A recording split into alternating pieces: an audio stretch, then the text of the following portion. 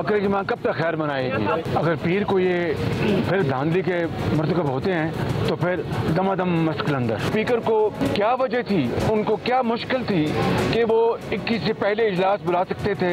बात तो मुझे करने की दूर की बात है, उन्होंने देखने की गवारा नहीं किया। उन्होंने, मैं बहुत कहा कि मेरा माइक खोलें और वो उठ कर चले गए। बदकिस्मती से मुझे ये लफ्ज़ कहना पड़ रहा है कि वो इमरान खान नियाजी के स्टूज हैं, आज पार्लियामान के स्पीकर नहीं हैं। हम इमरान को नहीं भागने देंगे, इंशाअल्लाह ताला मुकाबला होगा। ये जो वजीर आजम आपको नजर आ रहा है ना भागते भागते, ये अपना अक्सरियत खो चुका है, इसका हुकूमत खत्म हो चुका है। ये अजीब तमाशा है, स्पीकर ने कोई गैर कानूनी गैर आईनी काम उन्होंने नहीं किया। जब भी कोई रुकन फौत होता है फातह खानी के बाद इजलास मौखर हो जाता है। ऑपोजिशन का सिर्फ अब रोना धोना बाकी रह गया, मिन्नत समाजत बाकी रह गई। इतनी डेस्परेशन का शिकार है। आप कहते हैं आपके पास नंबर्स पूरे हैं तो फिर आपकी काम पे क्यों टांग रही हैं? अस्सलामुअलैकुम नाज़रीन, एक्सपर्ट्स पे मैं आपके साथ नबीला सिंधु। आज के पैनल का तारुफ करवाऊँ। पैनल में शामिल होंगे फैसल हुसैन साहब, मोहम्मद इलियास साहब, जवाद फैजी साहब, खालिद महमूद, और बात करेंगे हम पंजाब हुकूमत के तर्जुमान हसन खावर साहब से। सबसे पहले बात करेंगे कि वज़ीर आज़म के खिलाफ तहरीक अदम एतमाद हुकूमत और अपोजिशन के दरमियान सियासी हंगामाराई इसी वजह से अरूज पर है। बयानबाजी और इल्ज़ामात की भरमार है। दोनों जानिब से नंबर गेम पूरे होने के दावे भी किए जा रहे हैं और साथ ही साथ सरप्राइज देने की बातें भी हो रही हैं। मुख्तलिफ शहरों में जलसों का सिलसिला भी जारी है। मुस्लिम लीग नून ने लाहौर में मैदान सजाया, मरियम नवाज और हमजा शहबाज ने कारकुनों का जज्बा बढ़ाया, जबकि PTI ने मानसेहरा में सियासी मोर्चा लगाया और वज़ीर आज़म ने खिलाड़ियों का लहू गरमाया। गवर्नमेंट की जानिब से तहरीक अदम एतमाद के मामले पर इत्तेहादियों और मुनहरिफ अरकान से राब्ते तेज कर दिए गए हैं। इसके बावजूद गवर्नमेंट ने अपनी तमाम तर उम्मीदें 27 मार्च को इस्लामाबाद में होने वाले जलसे से लगा रखी हैं और दावा ये किया जा रहा है कि इस जलसे के बाद तमाम इत्तेहादी और मुनहरिफ अरकान हुकूमत के कैंप में होंगे। आज कौमी असम्बली का अहम इजलास भी हुआ। ऐवान में क्या कुछ हुआ, इसके लिए हम रब्ता करेंगे हमारे रिपोर्टर खालिद महमूद से। खालिद, आपसे इस बात का आगाज़ करेंगे। आज कौमी असम्बली का इजलास था, सबकी निगाहें थी इस इजलास पे, क्या कार्रवाई रही आज के इजलास की? जी नबीला, देखें जी, ये चूँकि पहले से तयशुदा था, रात ही गवर्नमेंट ने तय कर लिया था कि आज दुआ के बाद जो है वो इजलास ख़त्म कर दिया जाएगा। लेकिन इसके बावजूद अपोजिशन को ये तवक्को थी कि शहबाज शरीफ को मौका मिलेगा या फिर पार्लिमानी लीडर्स जो हैं वो इस इजलास में बोलेंगे और जो तहरीक एतमाद है जिस पर 147 अरकान ने दस्तखत किए हुए हैं और वो मूवर हैं तमाम, उनको ये तवक्को थी कि शायद पार्लिमानी लीडर को भी मौका दिया जाएगा। लेकिन हुकूमत चूँकि पहले तय कर चुकी थी कि दुआ के फ़ौरन बाद इसको इजलास को ख़त्म करना है और इसको 28 तक लेके जाना है। चूँकि माजी में भी इसकी रवायत तो मौजूद थी, स्पीकर के पास इख्तियार भी है, माजी की रवायत भी है कि जब भी कोई रुकन फौत होता है तो उसके फ़ौरन बाद जो इजलास पहला आता है वो इजलास जो है वो एक फातह खाने के बाद उसको ख़त्म कर दिया जाता है। लेकिन इस मरतबा क्योंकि एजेंडा और था, माजी में जो होता था कि कोई ख़ास एजेंडा नहीं होता, रूटीन की कार्रवाई होती थी, फातह खानी होती तो वो एजेंडा मौखर कर दिया जाता था। लेकिन अपोजिशन का ये मौक़िफ़ है कि तहरीक अदम एतमाद बहुत बड़ा एजेंडा था आज के इस इजलास में, लिहाजा फातह खानी के बाद हुकूमत को ये इजलास चलाना चाहिए था। स्पीकर ने जानबदारी का मुजाहरा किया। ये अपोजिशन के तमाम इल्ज़ामात थे कि अपोजिशन ने जो उन पर लगाए थे। लेकिन चूँकि हुकूमत के पास पहले भी इख्तियार था कि 14 दिन के बाद हुकूमत को इजलास बुलाना ज़रूरी था। हुकूमत जो है वो 20 और 21 मार्च को इजलास बुला सकती थी, लेकिन OIC कॉन्फ्रेंस की वजह से इसका एक बहाना तलाश किया गया कि OIC कॉन्फ्रेंस के बाद जो है वो इजलास मुनक़द किया जाएगा। कभी DC की जानिब से इजाज़त ली जाती थी, कभी फॉरेन ऑफिस से पूछा जाता था कि ये इजलास कहाँ मुनक़द किया जा सकता है, लेकिन किसी तरफ से भी हुकूमत ने कोई मौका नहीं जाने दिया और हुकूमत की यही कोशिश थी कि इजलास 25-26 को चला जाए और वही हुआ। हुकूमत ने कोशिश की और हुकूमत 25 को इजलास करने में कामयाब हो गई। लेकिन ये तय हो गया था कि आज फातह खानी के बाद इजलास जो है वो मौखर किया जाएगा। चूँकि आज स्पीकर ने एक मरतबा फिर ये कहा कि माजी में भी ये रवायत थी, गुज़श्ता असम्बली में 6 मरतबा ऐसा हुआ कि फातह खानी के बाद इजलास मौखर किया गया। इस जो मौजूदा असम्बली है इसमें भी 5 मरतबा यह वाक़या हो चुका है कि किसी भी रुकन की फौतगी के बाद जो है इजलास मौखर किया जाता है। लेकिन आज जो ये तवक्को थी कि शायद अपोजिशन लीडर जो है वो अपनी नशिस्त पर खड़े थे, उनको मौका दिया जाता, लेकिन स्पीकर ने उनकी जानब देखा भी नहीं और स्पीकर ने अपनी रवायत के मुताबिक 2 सफ़े निकाले। एक सफ़े पे पहले उन्होंने तमाम जो वाक़यात थे माजी के थे उसको पढ़ा और जो गिनती की उसमें 24 थे कि 24 मरतबा असम्बली ने इस वाक़या के ऊपर जो है वो फातह खानी के बाद इजलास जो है मौखर किया, लेकिन तवक्को थी कि शहबाज शरीफ शायद बात कर सकें, लेकिन स्पीकर ने उनकी जानब देखा भी नहीं और इजलास जो है वो मौखर कर दिया 28 मार्च तक। ठीक है, ठीक है। तर्जुमान पंजाब हुकूमत हसन खावर साहब, सबसे पहले तो आपका बहुत शुक्रिया कि आपने हमारे प्रोग्राम के लिए वक्त निकाला। आपसे सबसे पहले ये जानना चाहेंगे कि आप लोग काफ़ी पुरएतमाद हैं, बार बार ये दावे भी किए जा रहे हैं कि नंबर्स पूरे हैं। अगर नंबर्स पूरे हैं तो फिर इजलास बुलाने में ताख़ीर क्यों की जा रही है? देखिए, इजलास बुलाने में जो ताख़ीर हुई 2-3 रोज़ की, वो तो उसकी वजह जाहिर है, और वो यही वजह थी कि इस्लामाबाद में OIC का इजलास था और वहाँ पे वेन्यू के मसाइल थे, और हम लोगों ने कहा था कि आज बुलाने की जगह इजलास जो है वो बुला भी लिया गया, तो उसमें बात नहीं है। दूसरी बात ये है कि ये एक दिन इधर या एक दिन उधर होने से कोई क़यामत से टूटनी पड़ेगी। वोटिंग तो बहरहाल होनी है, और जिस दिन होगी उस दिन सारे देख लेंगे कि कौन किसके साथ है, उसमें भी कोई कंफ्यूजन नहीं है। लेकिन जो चीज़ लोगों के सामने आई वो ये आई कि इस वक्त ये जो पूरा खुला है ऑपोजिशन के सियासतदानों का, ये किस कदर बेतार है कि किसी तरह जो है ये इंतशार की सियासत को मज़ीद आगे लेके जाया जाए, और उसके लिए चाहे पैसे देने पड़े, चाहे नोट चले, चाहे ब्रीफ केस चले, किसी तरह जो है हम इमरान खान को हटाएं। और मैं समझता हूँ कि तहरीक अदम एतमाद में वोटिंग होने से पहले ही ये वोटिंग हो गई और ये बात क्लियर हो गई है कि जीत किसकी हुई और हार किसकी हुई, क्योंकि खान साहब ने बहुत पहले कह दिया था कि जब मैं आऊँगा ये सब इकट्ठे हो जाएंगे, और उनकी बात की जीत ऑलरेडी हो चुकी है और कौन देख चुकी है कि ये पिछले 30 साल से जो इकट्ठे थे, अलग अलग थे और एक दूसरे के खिलाफ बातें करते थे, आज कैसे इमरान खान साहब को देख के ये इकट्ठे हो गए हैं। ठीक है, ये भी आपसे जानना चाहेंगे कि राब्ते भी किए जा रहे हैं आप लोगों की जानिब से, इत्तेहादियों से भी, साथ ही साथ तरीन साहब और अलीम साहब से भी राब्ते किए जा रहे हैं। पंजाब में बुज़दार साहब की पोजीशन की अगर बात की जाए तो उस बारे में क्या कहेंगे आप? देखिए, पंजाब में बुज़दार साहब की हैसियत वही है जो अभी तक रही है। वो पंजाब के वज़ीर आला हैं, पहले भी थे और आज भी हैं। दूसरी बात यह है कि इस वक्त तहरीक अदम एतमाद जो है वो तो वाकई हुकूमत में पेश की गई है और हमारी तमाम तर तवज्जो इस पे है, और हम अब हमारे जो तमाम सियासी राब्ते हैं उनका मरकज़, उनका महवर जो है वो वफाकी हुकूमत की तहरीक अदम एतमाद है। उस सिलसिले में बुज़दार साहब जो हैं वो भी काफ़ी एक्टिव रहे हैं, और उन्होंने कोई 150 से ज़ायद अरकान असम्बली से मुलाकात भी की, उनसे राब्ते भी किए, और वो सारे के सारे उसी सिलसिले की एक कड़ी थे। और इंशाअल्लाह वज़ीर आज़म को उन पर एतमाद है भी, और जब तक रहेगा वही वज़ीर आला पंजाब रहेंगे। ठीक है, आपसे हम मज़ीद भी बात करेंगे, राब्ता हमारा आपके साथ जारी ही है। इलियास साहब, आपको इस गुफ्तगू में मैं शामिल करूंगी। नून लीग की जानिब से आज जलसा किया गया है, हमजा शहबाज की जानिब से गुफ्तगू की गई, कारकुनों का लहू गरमाया गया, मरीम नवाज़ की जानिब से भी की गई। लगता क्या है सूरत हाल किसके कंट्रोल में है? देखिए जी, नून लीग की जानिब से आज भरपूर तरीके से जैसे अपना जलसा किया गया, कारकुनों का कन्वेंशन किया गया 180H में, और उनका ये मकसद था कि कारकुनों से बराह रास्त एक तो गुफ्तगू की जाए, उनको ज़्यादा से ज़्यादा इन्वॉल्व किया जाए, और जो कल जो रैली इधर से जो निकलेगी, मार्च इधर महंगाई मकाओ मार्च जो स्टार्ट होगा, और वो लाहौर से निकलेगा और गुजरांवाला तक जाएगा, और जगह जगह इसमें लाहौर शहर में जो इनके खड़े होके जलसे खिताब करेंगे रैली से। इसके अलावा पंजाब भर के जो लाहौर में जो उनका रूट है इस्लामाबाद जाने तक, तो वहाँ भी खिताब करते जाएंगे जैसे मुरीद के वगैरह में। और इनका यही एक मकसद है कि गवर्नमेंट के ख़िलाफ़ जो है कि ज़्यादा से ज़्यादा लोगों को इसमें शामिल किया जाए, और उधर जो जलसा है उसमें ज़्यादा लोगों को इन्वॉल्व किया जाए, ताकि गवर्नमेंट के जो जलसा है उसे ज़्यादा बड़ी तादाद में लेके जाया जाए, क्योंकि ये दोनों जिम्मेदारी इन पर है, मरीम नवाज़ और हमजा शहबाज पर। तो इस पर वो उन्होंने तमाम MPAs वगैरह की जो ड्यूटी लगाई है कि वो अपने कारकुनों को लेके आएँ, ट्रांसपोर्ट का इस तरह।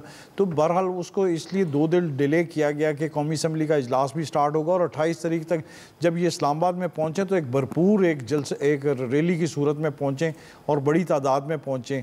और यही है कि वो जो 27 तारीख का जो जलसा है PTI का, उससे बड़ा एक जलसा करके दिखाएं, ताकि गवर्नमेंट को बताएं कि हमने उनसे सबकत ले ली है। अब ये बहरहाल ये कारकुनों को निकालने में किस हद तक कामयाब होते हैं, अब ये तो रैली के कल ही है, क्योंकि 180H से, क्योंकि मरीम नवाज़ साहिबा की तबीयत भी पहले ख़राब हो गई थी, और उसकी वजह से ये और इसके अलावा ये जो डिले किया गया था, ये सारी जो सूरत हाल थी कि ज़्यादा से ज़्यादा लोगों को इन्वॉल्व किया जाए और जाके इस्लामाबाद में जाके ये जो कारकुनान जाएं, जैसे शहबाज शरीफ साहब ने कहा कि अगर ना मंडे तक इन्होंने हमारी बात सुनी, उनको तकरीर नहीं करने दी गई, तो इस पर वो काफ़ी आज गुस्से में दिखाई दे रहे थे। अगर ना की गई तो फिर वो कह रहे हैं कि दमादम मस्त कलंदर होगा।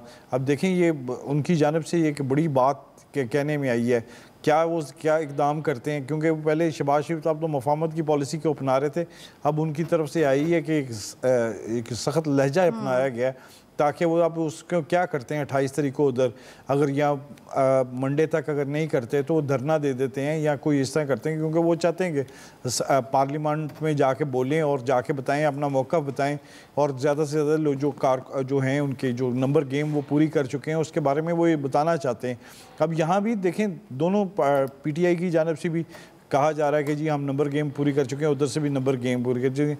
ये सब एक ना उसमें फंस चुके हैं, एक लोगों को, अवाम इसमें बड़ी परेशान है कि ये क्या नंबर गेम अगर हर एक की जानब से पूरी गई और सरप्राइज़ वगैरह, ये एक अजीब सी चल रही है। लोग इस टाइम महंगाई को भूल गए और सब इस चीज़ को देख रहे हैं कि गवर्नमेंट रहती है नहीं रहती है। ये जो तमाम जो सूरत हाल है ये आइंदा आने वाले दिनों में इसमें क्लियर होता जाएगा, क्योंकि गवर्नमेंट इस वक्त बड़ी, जैसे खान साहब बड़ा पुरअतमाद दिखाई दे रहे थे और वो जलसे कर रहे हैं और उसमें बता रहे हैं कि जी हमने बड़ी, यानी कि वो उसको कह रहे हैं कि जी उनकी गवर्नमेंट को कोई ख़तरा नहीं, जबकि ये अपोजिशन की जानिब से भी पूरे भरपूर एतमाद का इजहार किया जा रहा है। और आप देख लें कि आज वो सारे कह रहे थे, बिलावल भुट्टो भी कह रहे थे कि जी हम उनको बताएंगे पार्लियामेंट में कि सारे अरकान हमारे साथ हैं, तो वो एक बड़ी अजीब सी सूरत हाल है इस वक्त। ठीक है फैसल साहब, हम कल भी बात कर रहे थे MQM के हवाले से। कल उन्होंने पीपल्स पार्टी से मुलाकात की, आज हुकूमत से मुलाकात की, ना कल फैसला किया ना आज फैसला किया, बल्कि आज तो मजीद 2 का मजीद वक्त मांग लिया है MQM की जानिब से। क्यों फैसला करने में इतनी देर आ रही है? लग क्या रहा है कि झुकाव किस तरफ हो सकता है? देखिए, अभी हसन साहब जैसे ही कह रहे थे कि इमरान खान साहब ने कहा था कि ये जब भी वक्त आएगा ये सब एक हो जाएंगे। ये असल में अपोजिशन का एक होना अहम बात नहीं है, ना उनके एक होने से कोई फ़र्क पड़ रहा है। अहम बात यह है कि जो इनके इत्तेहादी इनसे अलग हो रहे हैं, या जो इनके अपनी पार्टी टिकट पे जीतने वाले जब इनके साथ नहीं रहे, उससे जो है वो इमरान खान साहब की जो है हुकूमत जो है वो उस तरह से ख़तरे में पड़ी है। अच्छा, जहाँ तक MQM के मायदों का ताल्लुक है पीपल्स पार्टी के साथ, जैसे हमने आपको कल भी बताया था कि MQM को अपने हल्के में बहुत शदीद नौयत की जो है वो पीपल्स पार्टी के साथ होने वाले मायदे पर मुज़ाहमत का जो है वो सामना है। लोग इसको बड़ी शदीद नौयत की जो है उनका अपना जो वोट बैंक है वो बहुत तनकीद कर रहा है। तो उसका जो MQM ने जो निकाला वो 2 मायदे कर रही है, यानी पीपल्स पार्टी के साथ उसका मायदा अलग होगा और नून लीग के साथ उसका मायदा अलग होगा। अच्छा, नून लीग के साथ जो मायदा इसमें वो कोई शक की बात नहीं, उसमें जो है काफ़ी जो है वो संजीदा नौयत की जो है वो शिकें जो है मुज़ाकराती अमल में जो है उस पर गौर हो रहा है। जो बल्दियाती मामलात हैं उनको जो है वो आइनी तहफ़्फ़ुज़ फराम करना, जो एक सिंध के शहरी इलाकों का एक बहुत दरीना मुतालबा है, तो ये एक अहम पेश रफ्त। रात के 2 बजे तक मुस्लिम लीग नून MQM में जो मुज़ाकरात हुए हैं और काफ़ी हद तक ये कहा जा रहा है कि वो जो है वो नतीजा खेस हो चुके हैं और सिर्फ उनको जो है पेपर के ऊपर लाना रह गया है। बहरहाल आज भी तहरीक इंसाफ के वक्त की जो है मुलाकात हुई। MQM ने या सारी इत्तेहादी जमातों ने सारे दरवाजे खुले हुए, वो भी इंतजार कर रहे हैं कि अगर इमरान खान साहब जैसे बोल रहे हैं उनके पास ट्रम्प कार्ड है, वो हो सकता है कि इतना नतीजा खेज हो गया ये इधर ना जाए उधर चले जाए। इस हवाले से करने की एक अहम तब्दीली जो बड़ी देखने में आई, वो कहते हैं ना जब बुरा वक्त आता है तो इंसान का साया भी उसका साथ छोड़ जाता है। फरूक नसीम साहब इमरान खान के इंतहाई करीबी आदमी, इतने करीबी आदमी कि MQM ये कहती है MQM के टिकट पर सेनेट के जो है वो मेंबर बने और वफाकी वजीर कानून। MQM कहती थी हमारा इनसे ताल्लुक नहीं है, ये इमरान खान साहब के कोटे पर वजीर बने, हमारे कोटे पर नहीं है। पूरे 3.5 साल में वो एक आध दफ़ा के अलावा कभी MQM के मरकज़ नहीं आए, MQM के किसी मशावरती अमल में शरीक नहीं हुए। जो हुकूमत MQM में जहाँ जहाँ भी मामला ख़राब हुए, अच्छे हुए, जो भी मुज़ाकरात हुए, वो कभी भी MQM की तरफ से जो है वो शरीक नहीं हुए। कल रात को जो मुस्लिम लीग नून के जो रात 12 बजे के बाद जो MQM के मुज़ाकरात हुए उसमें पहली दफ़ा जो है वो शरीक हो गए और MQM के साथ वो बैठे हुए जो है वो नज़र आए। जो फुटेज आई बुनियादी तौर पे भी वो ये किसी को पैगाम देने की कोशिश कर रहे हैं कि मैं इमरान खान साहब का या इमरान खान साहब के किसी पसंदीदा अफसर का आदमी नहीं हूँ, वो बेसिकली मैसेज देने की कोशिश कर रहे हैं। जबकि एमकेएम के हलकों में भी जो है उनको कोई अच्छी नज़र से नहीं देखा जाता। वो 3.5-4 साल में उनका और एमकेएम के दरमियान जो है वो फासले जो है वो बहुत ज़्यादा जो है वो बढ़े ना। वो एमकेएम को किसी खातिर में लाते थे। हद तो ये थी कि एमकेएम के जो मरकजी रहनुमा है वो उनसे बात करने को भी जो है वो अपनी जो है वो बेइज्जती करते थे। लेकिन कल से उन्होंने जो है बिल्कुल जो है वो करवट ले ली। तो ये इमरान खान साहब को भी सोचना होगा कि बहुत करीब तरीन लोग जिनको फिर उन्होंने एतबार किया, वो एतबार की जो है बुनियाद क्या थी। अगर वो डिलीवर नहीं कर सके तो जो ठीक है, आपका पॉइंट ऑफ व्यू आ गया। हसन खावर साहब, आपकी जानिब आएंगे कि जिस तरह से हम देख रहे हैं जलसे जुलूस तो किए ही चले जा रहे हैं। कल से ऑपोजिशन की जानिब से लॉन्ग मार्च का भी आगाज़ कर दिया गया है। पंजाब हुकूमत की हिकमत अमली क्या है? सिक्योरिटी के हवाले से इंतजाम जो हैं उनके बारे में भी हम जानना चाहेंगे। देखिए, वो तो हमारा पहले दिन से मौक़िफ़ क्लियर है कि जलसे जुलूस का हक और लॉन्ग मार्च का हक एक जमहूरी हक है, अब तमाम पार्टियों को है। और उस सिलसिले में हमारे सिक्योरिटी के इंतजाम भी हैं और जो प्लान, जो परमिशन उन्होंने ली है उसके हवाले से हमारी दरख्वास्त है कि वो चले, तो इंशाल्लाह कोई मसला नहीं है, उनको पूरा फैसिलिटेट करेंगे। ठीक है, जो भी हो सकेगा हुकूमत की जानिब, हुकूमत पंजाब की जानिब से उनको फैसिलिटेट किया जाएगा। और अगर खुदा न खास्ता कहीं कोई तसादुम की सूरत हाल होती है तब क्या करेंगे और क्या लॉन्ग मार्च को कहीं रोका जाएगा? हाल तो मैं फोर्सी नहीं करता। उसकी वजह यह है कि हमारी पार्टी तो अदम तशद्दुद में बिलीव करती है और ना हम खुद इसमें यकीन रखते हैं और ना ही किसी को ऐसे किसी वाक़यात में उलझने की इजाज़त देंगे। तो बिल्कुल अगर तो वो पीसफुल उनका मार्च होगा तो बिल्कुल इजाज़त दी जाएगी। कानून को जो भी अपने हाथ में लेने की कोशिश करेगा उसका तो जाहिर है कि कानून तो हरकत में आएगा और सख्ती से उसे निपटा जाएगा। लेकिन मैं फोर्सी नहीं कर रहा, इंशाल्लाह ऐसी कोई सूरत हाल नहीं होगी। इंशाल्लाह ऐसी सूरत हाल हम भी उम्मीद करते हैं कि देखने को नहीं मिलेगी। जवाद फैजी साहब, आखिर ऐसा क्या है 27 मार्च के जलसे में जो कि पांसा पलट देगा? देखिए, असल में तो खान साहब अवामी जो ताकत का मुजाहरा करना चाह रहे हैं और डेफिनेटली उस जलसे में उनकी जो उनका अंदाज़ खिताबत होगा वो भी एक दफ़ा फिर ललकारा जाएगा और वो ये दिखाना चाहेंगे कि अब भी लोग मेरे साथ हैं। और अभी आप देखिए कि अभी शहबाज शरीफ साहब की बात कर रहे थे, इलियास साहब कि दमादम मस्त कलंदर होगा।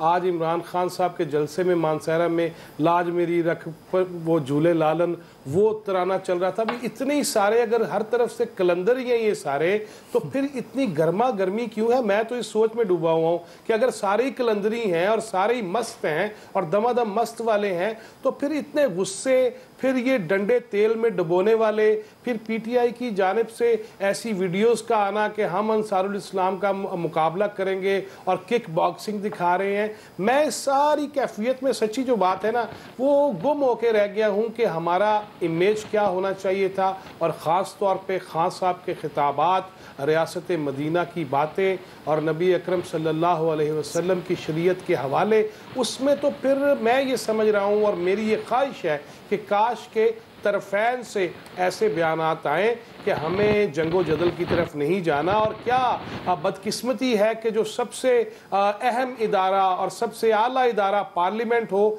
उसके मामलात के लिए हम सुप्रीम कोर्ट की दहलीज़ पे सबको देख रहे हैं, उसकी राहदारियों में गुफ्तगू करते देख रहे हैं, वहाँ भी अंदाज ऐसा अपना रहे हैं ना जो आइन के तहत होना चाहिए, ना जो इखलाकियात के दरस देने वाले हैं, दोनों तरफ से उनका बनता है। इस सारी कैफियत में तो खान साहब अब वो पत्ता क्या ऐसा फेंकेंगे, क्योंकि पत्ते तो जिस तरह मरियम नवाज साहबा ने कहा कि खजा के पत्तों की तरह बिखर गए हैं, लेकिन आखिर कोई ना कोई चीज़ ऐसी ज़रूर निकलेगी जिसकी वजह से न सिर्फ अहले सियासत बल्कि ब्यूरोक्रेसी और इस्टेब्लिशमेंट वो भी चुकन्ना है कि आखिर ये करने क्या लगे हैं, ये कौन सी गिद्दड़ सिंगी है, ये कौन सा सांप निकलेगा। लिहाजा इस सारे मामलात में मैं ये समझता हूँ कि कौम को गू मगू की कैफियत में रख के, इस्तराब में रखे, कंफ्यूज रख के हम मुल्क की कोई खिदमत नहीं कर पा रहे। और अगर हुकूमती जमात खुद इस लेवल पे आ जाए कि आइए जी हम तहरीक अदम एतमाद का मुकाबला वो रेड जोन में करें या फिर परेड ग्राउंड में करें और अपोजिशन ये कहे कि हम अपनी तहरीक अदम एतमाद जो कामयाब कराएंगे तो वो फिर श्रीनगर और कश्मीर हाईवे के ऊपर कराएंगे। मामला पार्लियामेंट का है, बंदे पूरे करने का है। और अभी बात हो रही थी, जिस तरह फैसल भाई ये कह रहे थे ना कि फ़रोग नसीम साहब पसंदीदा निगाहों से MQM में भी नहीं देखे जाते। असल में ऐसे जो मौके आते हैं ना, उस पर नापसंदीदा भी पसंदीदा हो जाते हैं। शहबाज गिल साहब कुछ और कहते हैं, लेकिन खान साहब उनको बेटा कहते हैं, बच्चे कहते हैं अपने, तो ये फिर साथ साथ चलता रहता है। लेकिन मैं बहैसियत मजमूई सारी सूरत हाल से कि जो चीज़ें पार्लियामेंट के अंदर होनी चाहिए थी और जिस चीज़ों का हवाला पार्लियामेंट के अंदर दिया जाना चाहिए था, जिन चीज़ों पे मामलात को पार्लियामेंट के अंदर लेके जाना चाहिए था, वो नहीं हुआ।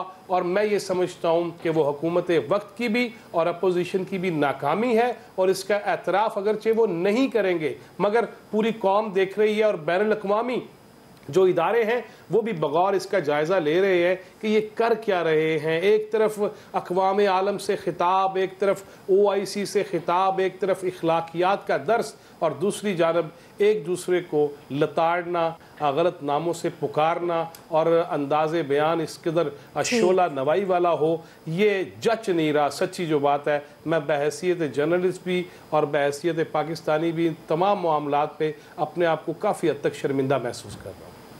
ठीक है, आपकी राय सामने आ गई है। मामला पार्लियामेंट में हल हो या जलसे जुलूसों के जरिए हल हो, मामला खुश असलूबी के साथ हल होना चाहिए। एक्सपर्ट्स की राय आप जान चुके हैं। दूसरे हिस्से की जानिब बढ़ेंगे, लेकिन इस ब्रेक के बाद साथ रहिएगा। अदम एतमाद की जंग का सिर्फ एक मकसद है, और जिस दिन नौजवानों आप गवाह रहना, जिस दिन मैंने इनके करप्शन के केस माफ किए, मैं पाकिस्तान से सबसे बड़ी गद्दारी करूंगा। शहबाज शरीफ, उसने अपनी अचकन सलवा ली थी, प्राइम मिनिस्टर के ख्वाब देख रहा था, बड़े बड़े उसने बयान दिए कि जी यूरोपियन यूनियन की इमरान को तनकीद भी करनी चाहिए थी। फिर जी कि मैं अगर होता तो मैं एब्सोल्युटली नॉट ना कहता, मैं अमरीकनों को नाराज ना करता। शहबाज शरीफ, वो अचकन को संभाल के रख लो, क्योंकि वो मेरे ख्याल में आपको किसी और को देनी पड़ेगी, क्योंकि शरीफ खानदान के दिन इस मुल्क को चोरी करके लूटने के चले गए।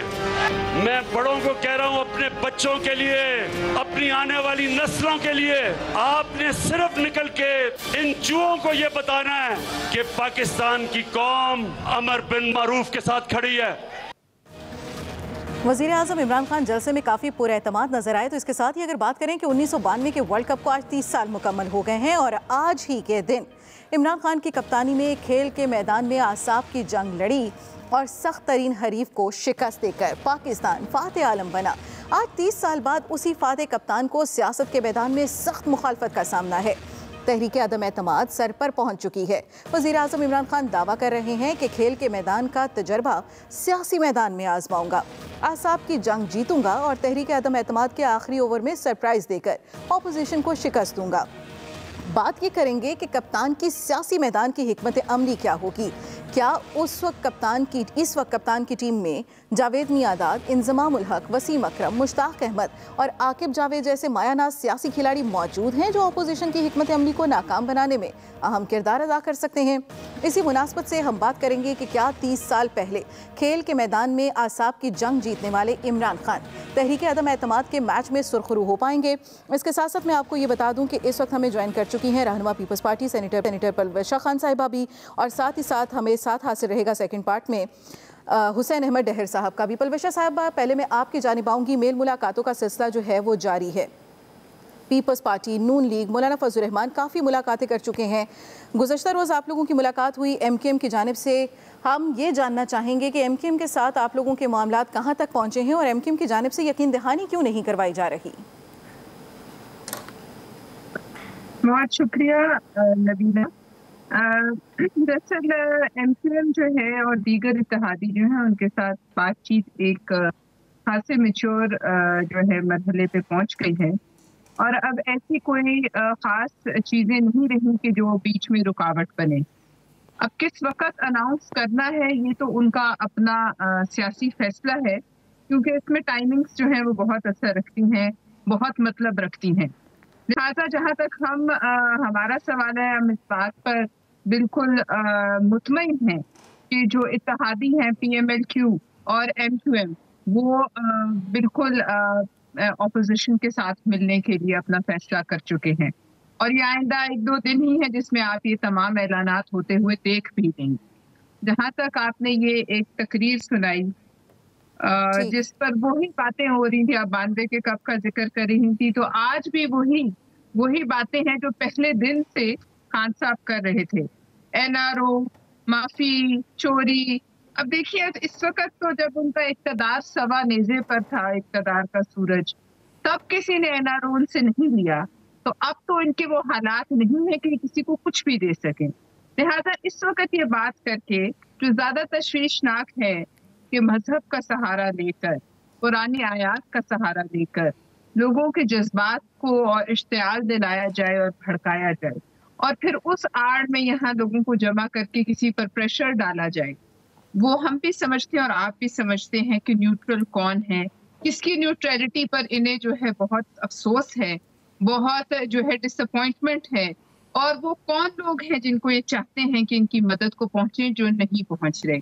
अब चूंकि देखिए हालात और वाकयात जो हैं वो बदलते रहते हैं, कोई चीज हमेशा नहीं होती, और सदा इक़्तिदार सिर्फ अल्लाह ताला का है, सदा बादशाही अल्लाह ताला की है। यहाँ जो भी आता है वो यहाँ से वापस जरूर जाता है, और ये एक तयशुदा असूल है। लेकिन अब मुझे समझ नहीं आ रही कि खान साहब को ये क्यों समझ नहीं आई कि इस मुल्क की तारीख में ऐसा ही है कि आप जब आए तो जाने के लिए तैयार रहें, ज़हनी तौर पर भी तैयार रहें और दूसरे मामलात से भी तैयार रहें।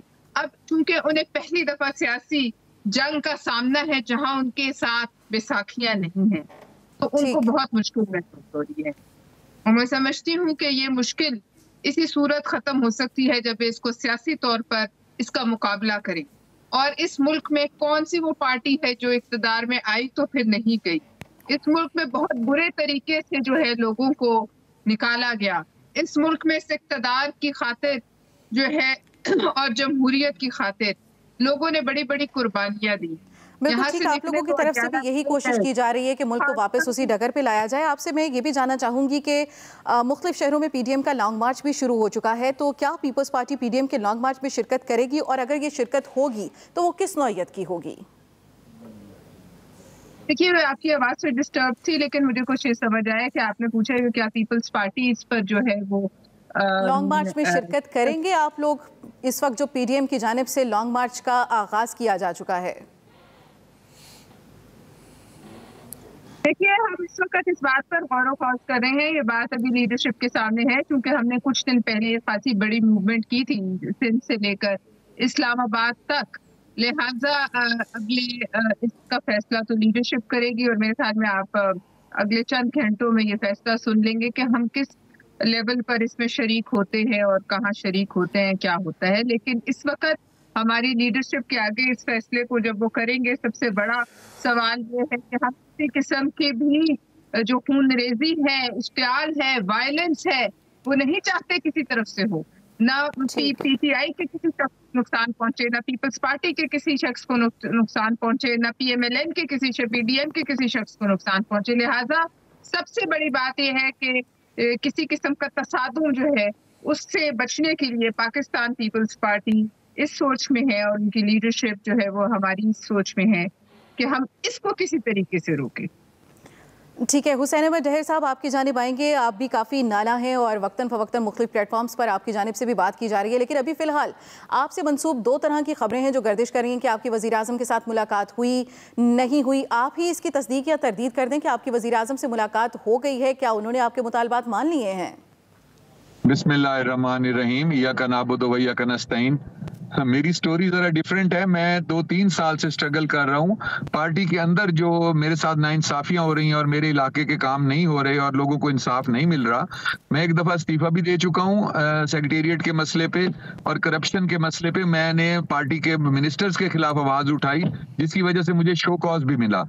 अभी मैं 3 महीने से बिल्कुल ब्लैकआउट पे हूँ। मैं कोई जो है ना इजलास में जा रहा हूँ, ना कुछ कर रहा हूँ। आज मुझे खबर मिली थी, मुझे मैसेज मिला था कि आपके मेरे 5 मुतालबात थे जो मैंने कर रखे थे, और वो मैंने हर मीडिया में पहले भी बताए हैं। तो अभी जो मुझे खबर मिली थी सुबह के आपके 5 मुतालबात मान लिए गए हैं और उसका ऐलान किया जा रहा है। तो मैं जब खुशी खुशी आज असम्बली गया तो मेरा बड़ी खुशी की इंतहा थी कि मेरे प्राइम मिनिस्टर ने मेरी इज्जत रखी और मेरे गरीब की इज्जत रखी और वो ऐलान कर रहे हैं। और मैंने कहा तो मैं जब वहां गया तो मुझे कहा गया कि जी आपके मसाइल हल हो गए और हम ऐलान कर रहे हैं, तो मैं बहुत खुश हुआ। लेकिन उन्होंने कहा जी पहले प्राइम मिनिस्टर को मिले। मैंने कहा पहले मैं 3-4 दफा प्राइम मिनिस्टर को मिल चुका हूं और उन्हें मेरे एक मसले का पता है। या आप मुझे मिल के सिर्फ कोई पॉलिटिकल माइलेज लेना चाहते हैं या वाकई मसला हल करना चाहते हैं? उन्होंने कहा जी उनको मिले बगैर आपका कोई काम नहीं होगा। मैंने कहा सॉरी, मैं इस तरह नहीं मिलूंगा, पहले आप काम मेरे मसाइल हल करें जो कि गरीब के मसाइल हैं वो हल करें, मैं उसके बाद मिलूंगा। और अगर अदम एतमाद तक मेरे मसाइल हल ना हुए तो उस दिन मैं अपने दोस्तों से मशवरा करके फिर फैसला करूंगा। ठीक है, तो आपके मुतालबात क्या हैं? क्या हुकूमत की जानिब से आपसे कोई राब्ता किया गया है अहमद हुसैन डहर साहब? गुर्बत से लोग मर रहे हैं, आटा घी चीनी दाल 4 चीजों की सब्सिडी दें और 2018 वाला रेट ले आए। अगर 550 पे आज घी है तो तब 150 पे था, उसको 150 पे ले आए। और इसके लिए फंड्स हो सकते हैं अरेंज, कोई भी इमरजेंसी हो अभी ये फंड अरेंज कर लेंगे। अगर ये डेवलपमेंट के सारे फंड्स रोक दें, अगर ये कोई मोटरवे 2-3 रोक दें तो अभी भी अरेंज कर सकते हैं। दूसरा मेरा मुतालबा है सेक्रेटेरिएट को इख्तियारात दिए जाए मुल्तान में। अब देखिए मुल्तान में सेक्रेटेरिएट बन गया, इख्तियारात तख्त लाहौर के हैं, इख्तियारात देने में इन्हें कितना टाइम लगता है। तीसरा मुतालबा यह है कि जो करप्शन ये कर रहे हैं सीएम सेक्रेटेरिएट में, वहां जितनी ये पोस्टिंग्स कर रहे हैं डीपीओ सीपीओ की, उनमें पैसे ले रहे हैं। मैं खुद साहब, अगर आपके मुतालबात नहीं माने जाते हैं तो फिर आप क्या करेंगे? मेरे सिर्फ 2 और सुन लें। एक बर्न सेंटर का मुल्तान का मुतालबा है, वहाँ 6 साल के बच्चे दाखिल नहीं हो रहे। और एक जो है ना ऑप्थोमोलॉजी सेंटर है वो खाली खड़ी है बिल्डिंग, वहां पे वो शिफ्ट नहीं कर रहे ऑप्थोमोलॉजी सेंटर। अगर ये मुतालबात मेरे नहीं मानते तो मैं फिर फैसला उसी दिन करूंगा 28 तारीख को, या जिस दिन इजलास होगा अदम एतमाद होगा, मैं अपने दोस्तों से मशवरा करके फिर फैसला करूंगा। ठीक है, अहमद हुसैन डहर साहब और पीपल्स पार्टी की सेनेटर पलवशा खान साहिबा, आप लोग दोनों ने हमें हमारे प्रोग्राम के लिए वक्त दिया, बहुत शुक्रिया आप दोनों का। इसी बारे में हम अपने एक्सपर्ट्स की राय भी शामिल करेंगे, लेकिन इस ब्रेक के बाद साथ रहिएगा।